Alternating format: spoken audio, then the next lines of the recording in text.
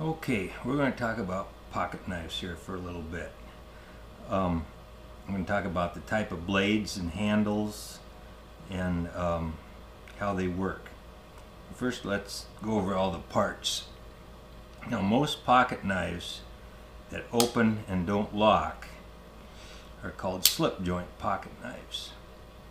And the parts are, of course, the blade. And then the ends, the metal ends, are called bolsters. And then on each side of the blade there's a liner. It's usually brass, kind of a golden copper color. And that's called the brass liner or the bolster liner. And then these pieces here are the handles or the scales. And then you have your pins, and often they have some kind of a shield. And then there's a pivot pin up in here that the pin pivots on. And then the blade usually has a thumb cut out to put your fingernail in to open the blades. Sometimes they have ridges on that, and that's to strike a match on. So that's all the parts to a knife. Now the different blade styles.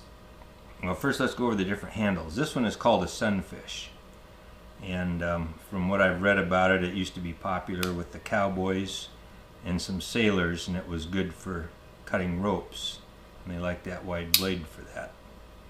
And it was thin to fit in your pocket for how big of a knife it was. And the next most popular, all these here, right here, are Barlow knives.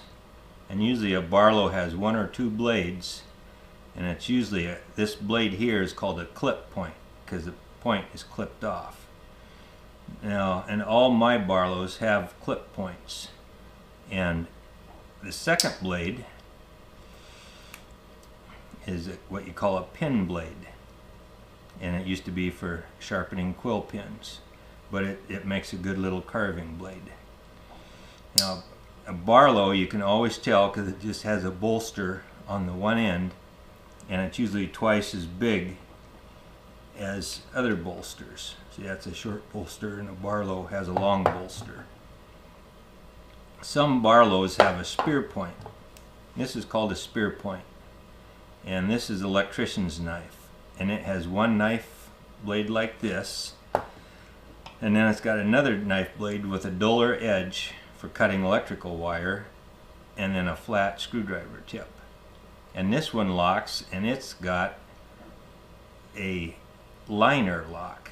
One of the liners comes up and it kind of moves over and locks that, and you have to push that liner out of the way, and then you can shut it.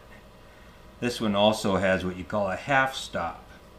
When you bring it halfway open, it kind of locks right there. Not all knives have that. Some just go on by.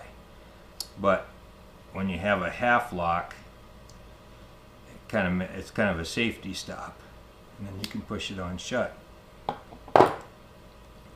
Now the other, and that's called a liner lock.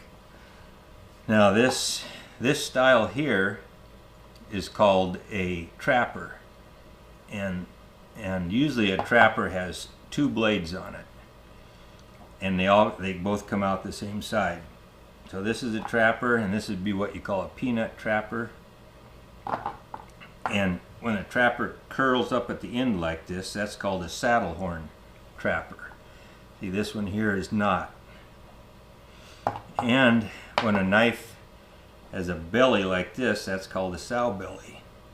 Now this here is a stockman.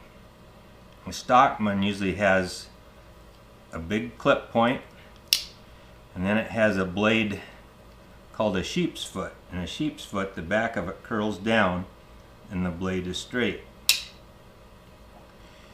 And then it usually has a smaller blade that this one here is a drop point, but sometimes that smaller blade is called a spear point. Now this little pocket knife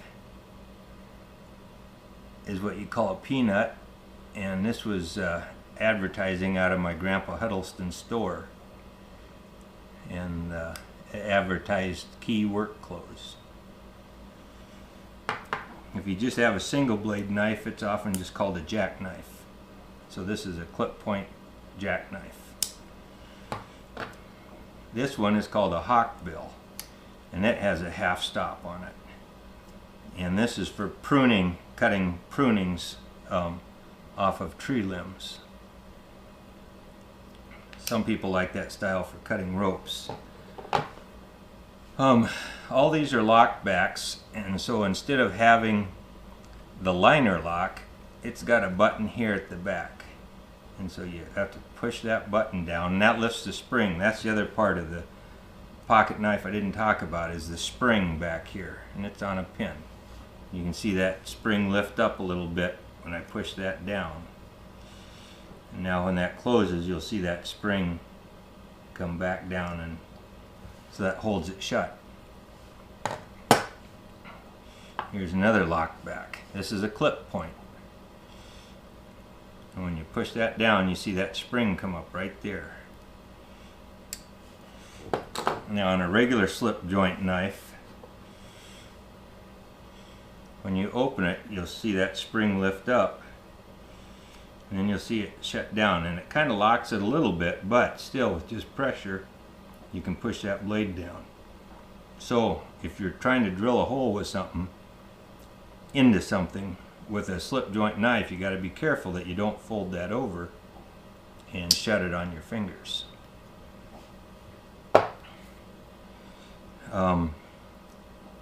These here are camper's knives, and they're like or sometimes they're called a Boy Scout knife, and they usually have something like a screwdriver on them, and then they'll have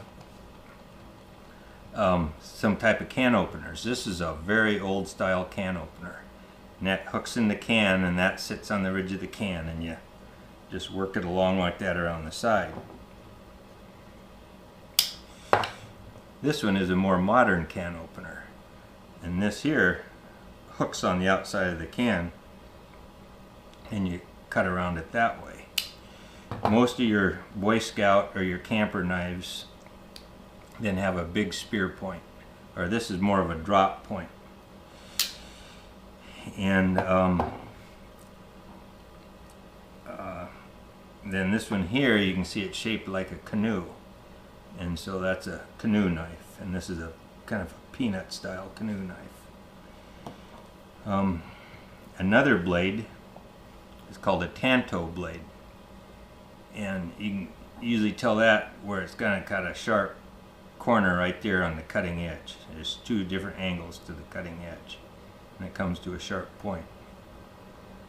And then this in here has a liner lock. To close this knife, you got to push that liner over and then start the blade shut. Now some of these knives have a thumb stud on them, and that's to kind of help you open them up. And this one here, you can push on that thumb stud and open that knife with one hand. And then again, this one locks in the back, so you got to push that lock down before you shut it. This one has a thumb stud, and you can open it up, but it's also an assisted opening. And it's not a switch blade, but once you get the blade started, it pops right open. And the other way to open an assisted opening is to pull back on this here as part of this blade. And when you pull back on it, it pops right open. This is another assisted opening. And that's called a spear point. And this one's a spear point. And you can see they're a little bit different. One's sharper than the other, but they're both the same shape on the dull side and the sharp side. Here's another assisted opening. And you can see this one here is serrated on the end. And what happens is if you're, here is very good for cutting rope. And if you hit on something rough, it's just the points that get dull, but the inside part stays sharp. And then this here again is a tanto style blade. There's another assisted opening, and it's a spear point, and it's serrated here. Here's another style lock back. It has the bolster lock, but it's just got a thumb stud. It's just slow opening. Just like this one here is slow opening. But this has got the lock back, and this has got the bolster liner lock. And again, this is a Barlow. This one here is just called a lock back. This is an electrician's knife. This one here is called a Congress. It's got a lot of blades. It's either a Congress has either got 4 or 6 blades, and a lot of times it's kind of curved or flat here. This one's a Canoe. This one is called a Marlin spike, and it's got a locking blade, but the blade is round and smooth, and that is for taking knots apart. You can take that and you can jam it into a knot and poke it through and then pull, and when you pull on it, because it's smooth, it's not going to cut the blade. You can pull that apart and you can stick it through again like that and get that apart.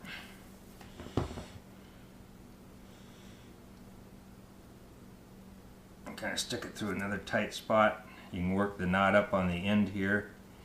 See, and then that leaves a loose spot here. And you can take it and work it through there. And then you can pull that knot right apart with it. So that is a Marlin spike. And then you got to pull this lever back to shut it down. Swiss Army knives.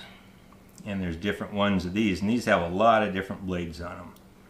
This here is a pop bottle opener and a screwdriver. Here's a pair with the scissors I have open. This one's got a saw blade. It's got a pair of tweezers right there. And a toothpick right there. One other, just one safety. I'm going to do another thing on safety with pocket knives. But you only ever want to open one blade at a time. If you start opening 2 blades, if you open 2 blades on the same end, there's no use to it. And if you open up a blade pointing each direction, then you always have one blade pointing at you, and you don't want to do that. And when you try to close them one way or another, you're going to get cut. So you only want to ever open one blade at a time. But this one is a saw blade. This blade, it looks like a saw blade, but it's very dull. I can run my finger up and down it. And then it's got a little notch right here. And this here blade is for scaling fish, taking the scales off. And then that notch is for reaching in. If the hook is caught deep in their mouth, you can reach in and get that hook right there and give it a push out and get the hook out of their mouth. And then usually Swiss Army knife always has a, the big blade is usually a spear point, just like that. And then this blade here happens to be a hawk bill, I guess, similar to this one. And it's good for cutting ropes and sometimes for taking the bark off of a stick. And then here they have a Phillips screwdriver on the back here, and then also a sewing needle. This here you can poke through 2 pieces of fabric or leather and then put your thread through there, pull it back, and it'll pull the thread back through. So I think that is about everything I can think of on pocket knives.